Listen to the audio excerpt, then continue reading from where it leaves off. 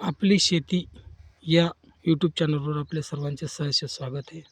आज मी आलो आहे हळदीची शेती दाखवण्यासाठी तुम्हाला. हळदीची आपली शेती आहे, त्यावेळेस दाखवली होती. त्यावेळेस 8 दिवस झाले ते लावल्याच्या नंतर, खूप लहान होती. आज आपण 15 ते 20 दिवसाच्या नंतर येतो. हे बघा, हे हळदीचे पानं आहे, एकदम मस्तपैकी हळदीची लागवड झाली. दे साधारणतः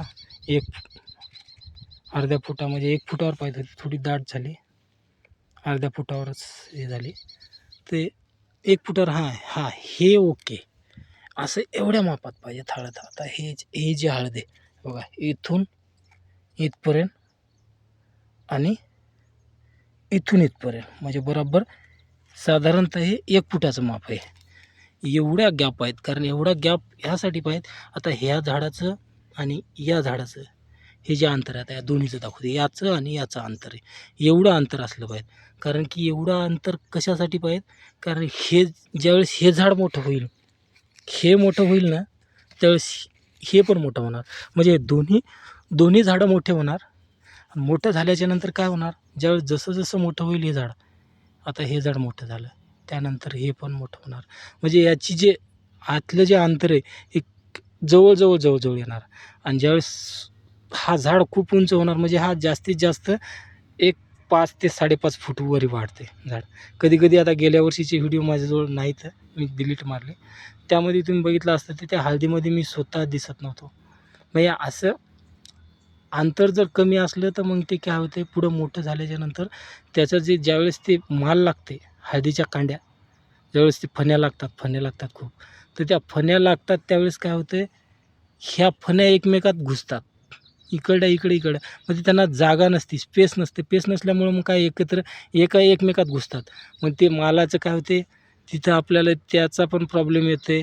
आणि नंतर मग ते स्पेस नसल्यामुळं मग ते त्याची वाढ पण होत नाही जास्त त्या फण्याची. त्यामुळे थोडं शक्यतो असा एवढा गॅप असला पाहिजे, म्हणजे 1 फुटाचा तरी पाहिजे. हे आता हे खूप अर्ध्या फुटाचं असल्यामुळं थोडं हे प्रॉब्लेम येते. त्यामुळेच जास्तीत जास्त याची काळजी घ्यायची. तर आपला व्हिडिओ आता हे पाहुणे आलेत, काही पाहुणे आले, तर आपला हे पुतणे आहे, हे पाहुणे आले तर हळद बघायला. तर